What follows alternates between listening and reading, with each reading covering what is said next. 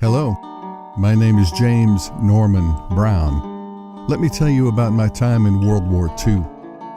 No, I didn't hunt down thousands of Nazis or drop the atomic bomb on the Japs, mainly because I was only 16 at the time.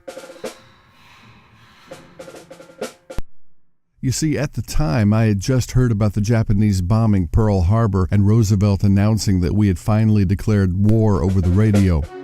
Yesterday, December 7th, 1941, a date which will live in infamy. The United States of America was suddenly and deliberately attacked by naval and air forces of the Empire of Japan. And so I decided I would volunteer before I got drafted, and then I could pick what service I wanted to go into. That's when me and my friend Red LaRue decided it was time we signed up for the Navy.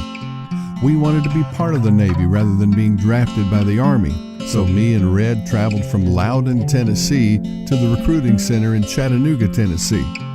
The funny thing is, they suspected we were underage, so they called our parents, and our parents gave them permission.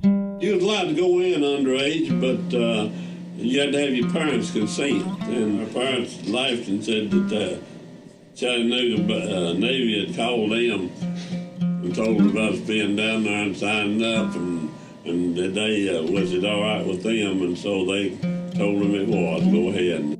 So off we went. First we went to Great Lakes Training Academy near Milwaukee. Training camp was hard. We would go out to exercise, but not too long. After all, it was January or February, and around Great Lakes it's freezing that time of year.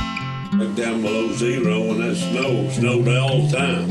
It hit you in the face. It just felt like pins and needles hitting you in the face. Once I was done with boot camp, I ended up going to Marine Corps Medical School.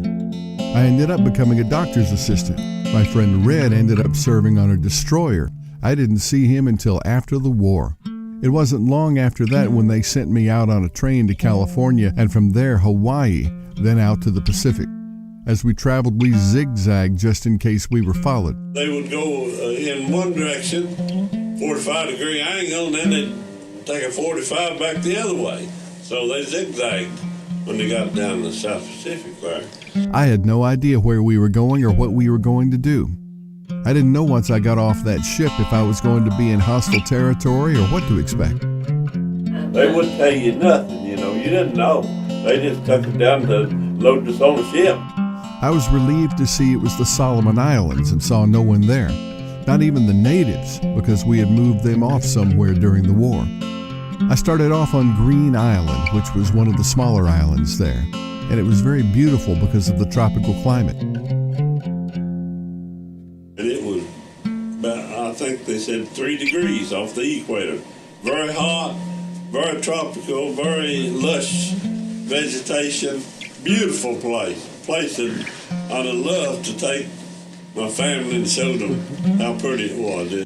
After Green Island, I got moved to the Philippines. There were natives there. I saw a bunch of them naked, living in poor living conditions. I felt bad for them.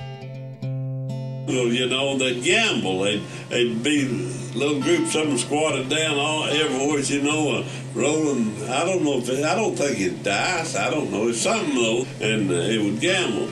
And then a lot of them would sell meat up there, and they'd take these great big old leaves from the plants, and wave these leaves to keep flies off of them. My job there was mainly to treat skin problems. Being in a tropical climate, many of the men had bad skin rashes from the fungus and mosquitoes. Often, however, I traveled in a Jeep with a doctor to plane crashes. You see, the runway was built in a hurry and there was loose gravel and shells everywhere, so it wasn't uncommon for planes to blow a tire or skid off the runway. I did duty on the airstrip in a field ambulance with the crash crew. They had a big old crane and all that went out to airplane wrecks when the airplanes came in and maybe shot up, or they run out of parts too, overseas, and then war going on and so far away from parts. Well, they'd run out of parts and they'd patch the planes up, and anyway, they had a lot of crashes. One time a large plane carrying large bombs crashed and ended up tearing through one of the medical buildings. Thank God I wasn't in there at the time, because the whole thing ended up exploding and killing around 50 people and injuring several others. After my time in the Philippines, we moved to Okinawa. That's when I was the closest to the action. Often at night, we would hear the kamikaze planes flying overhead, and we would have to try to shoot them down. Lots of times them kamikaze would come over and lights searchlights would shoot up all over the island, and the guns would start shooting at it at the plane, and the spotlights would get that little plane in their sights, and then the guns would all start shooting. One day, me and one of my buddies wanted to see a battle area up close. We headed towards where we hear one had happened recently, and we wanted to explore. As we got down the road, we came across a Jeep heading the same direction. He said, "There are snipers around us." It was right after that we came across a dead Japanese. My friend wanted to check the guy for a souvenir because that's what everyone wanted. But when he went to check it out, sniper fire whizzed past our heads. Let's just say we got out of there fast. That was so stupid. We could have been killed. They were still fighting on the lower end next to a town by the name of Naha. It wasn't too much longer till we heard the war had ended. We ended up taking what they call a baby aircraft carrier back. The waves across the Pacific were so big they looked like mountains. I stayed what I called half sick the whole time. But I was afraid the ship would break up. It'd squeak and pop, and I don't know, it might have been in danger.